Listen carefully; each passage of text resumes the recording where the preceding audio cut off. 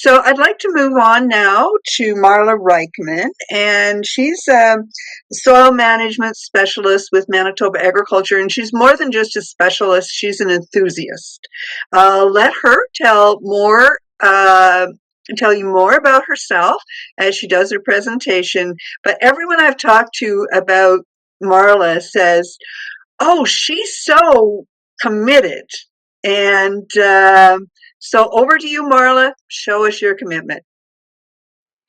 No pressure. Thanks, Susie. Either I'm committed or need to be committed at this point. So, yeah, we're going to change things a little bit and talk less about producer experience and more my experience in working as an extension specialist and talking about how we promote sustainability, sustainable practices, specifically in my experience around the area of soil management, which can kind of be a difficult area to work in sometimes when the benefits that are seen from adopting certain practices aren't realized immediately.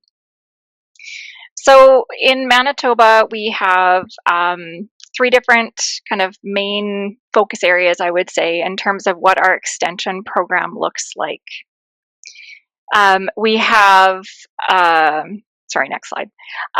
We have like the traditional farmer-focused extension planning or extension work. So where we are, taking information, scientific information, and kind of creating it in a bit of an understandable package that can be brought then to agricultural practitioners. And essentially, it's really just farmer education. Extension is a type of education, and it's trying to kind of get ideas out and support farmers in that way. And then we also focus a lot on agronomists and the general public. We do a fair bit of this because these days, as well, when a lot of our agronomists work one-on-one with farmers, it's important to kind of extend information to them and do the training with them so that they can reach a broader audience. We're more limited in terms of the number of people who are out doing this kind of work, and so this is an important way for us to utilize these existing farmer agronomist relationships in order to get scientific knowledge out to farmers. And then, of course, we do a lot of extension and information now to the broader public. Just as public servants ourselves within government, we recognize too that there's a part of being able to provide a little bit of that focus on agriculture and better understanding of what farmers are doing, and we are able to do that through a lot of public focused extension. So next slide, please. In previously doing a bit of a presentation with a colleague of mine in Ontario, we had talked a little bit about the historic, now old and young, kind of now and then type approach to extension. And in doing some research on this, I found a master's thesis from somebody who I believe was from BC. And this was data looking into the 50s and to kind of over a decade period, looking at agricultural extension. And what I find fascinating that across Canada, what they found was there was, one extension agent was focusing on over 1,300 different farms that they were extending information to. They did on average 575 farm visits a year. They were doing telephone calls, letters, and then making these individual contacts. And kind of fascinating to see how things have changed over time, because we used to have this one-on-one type of activity where we would extend information or have that kind of personal connection with farmers. Now we do a bit more of a one-to-many approach because we're more limited, again, in how many of us exist to be able to provide this information. Or in the case of working with agronomists, as mentioned in the previous slide, we kind of have this train the trainer type approach. And so the people who are out there working with farmers, we are part of education and extension to them because we know that they're going to be able to turn around and spread the word to their broader audience as well. Okay, next slide. So what I also like to talk about when it comes to extension is what we do is we kind of bring research data to life. So we're able to partner with researchers, whether they're people through academia, whether it is people within industry, partner with people to come up with these new and innovative ways to transfer knowledge, it can sometimes be really difficult to come up with new and innovative ideas. In the top photo there is myself with Don Flayton and John Hurd. John Hurd, our previous soil fertility specialist with Manitoba Agriculture, has since retired, and I am missing his energy and in his ideas these days, and need to spend more time with him in his retirement fishing probably to gather more of that. But the idea of being able to partner with and utilize the strengths of your colleagues and the strengths of people outside of our department, who kind of just have these fantastic ways to be able to get information to people, and then we try to make it fun and memorable. On the bottom, we have a project that, or a demonstration project we did at our crop diagnostics school, where we were doing tillage erosion. And so the green images that you see on there is corn that is growing after we traveled through with tillage equipment. The corn seed was trenched in the center for a tracer, essentially, to see how far the soil goes. And this we did in partnership with Dr. David Lobb at the University of Manitoba to be able to talk to agronomists and farmers at our crop diagnostic school about. But we didn't come up with the idea because we stole it from Ontario. And so the beautiful thing again about extension is that where we have colleagues who are doing things in different areas, we're able to kind of pull those new innovative ideas that they've come up with, and maybe they're not quite so new, but they're still innovative, and we'll be able to recreate them here in Manitoba. We're very good in extension at stealing people's ideas. If it means that it spreads the word, we love being able to have stolen someone's idea or have one of our own ideas stolen by someone else. It means that it's effective. Next slide, please. So here's another idea that, of course, we steal, and this is the underwear, the Soil Your Undies campaign. And of course, this is one of these classic things that we've seen for soil health. Now, the reason I bring this up is that we need to always be kind of truthful and use this piece of information as that learning tool. Now, every time I see, and I'm not saying that people are lying to you on the internet, but every time I see people post things about the soiled undies, if you're looking at the photos of the two pairs of underwear on the left-hand side of that box, to compare those two, one is from a perennial forage field and one is from a cornfield.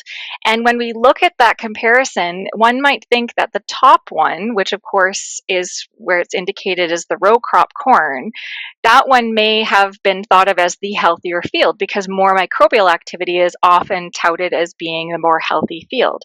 But in this case, because we understand the knowledge of how carbon is broken down in the field, and we know that by taking that row crop corn and tilling it and adding nitrogen, we're kind of speeding up the microbes, we're seeing a higher rate of carbon breakdown in that case compared to the perennial forage. And these two pairs of underwear were buried about 6 feet away from each other.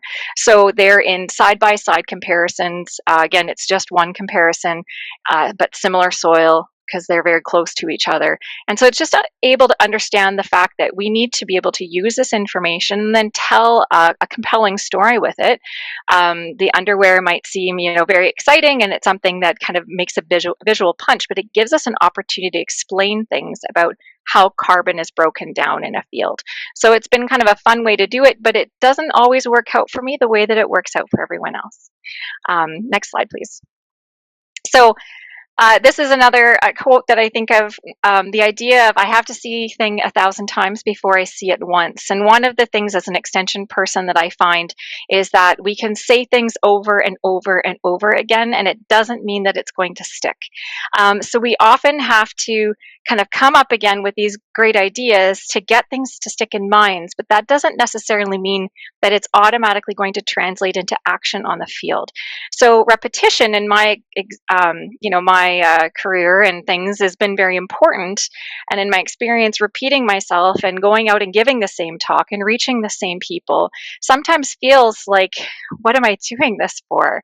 But then every once in a while, you have this, one conversation with somebody who says, and an example in this case was around salinity management and kochia growing in the field and other weeds.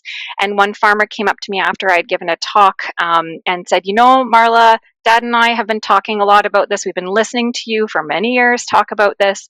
And you keep saying that maybe just mowing that area down and keeping the plants vegetative will, do something because we're taking water out of the soil. And we finally started doing it. And it was important for me to be able to see that, yes, people do listen. It's many years down the line before they actually finally listen sometimes. But the fact that they were seeing a benefit of it, and that for me was the reward. But patience becomes a virtue in this area because of the fact that, again, sometimes we have to repeat ourselves a lot because it's hard for people to accept change sometimes, especially again where some of these things don't necessarily follow with data. Next slide, please. So this becomes one of my the challenges that I deal with is that we understand that a lot of the soil health and soil management BMPs are very important to adopt. But if we don't see value in them, how do we convince people to be able to make those changes? When it comes to soil management, one thing that I often find a little bit frustrating, I guess, is the fact that we don't always have a lot of economic research on these long-term changes. So if I invest my time and energy and potentially dollars into this, whatever treatment it is or whatever practice it is, if I'm going to see that benefit 20 years down the road. And it's hard to look out that long. But as we've already heard, talked about by our previous farmers, those generational things are really important. The drive to be able to keep that farm going for the children and grandchildren and future generations of the farm is really important.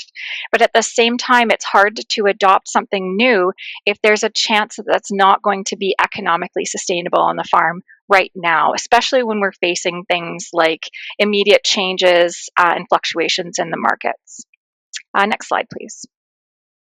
So this takes me then to my kind of final slide, and that is again about this relationship building and how talking to farmers and talking to people one-on-one following a lot of these extension events that we do becomes really important. I often joke that in soil management, half of my job is talking to people, going through technical ideas and things to be able to discuss how to make changes on the farm.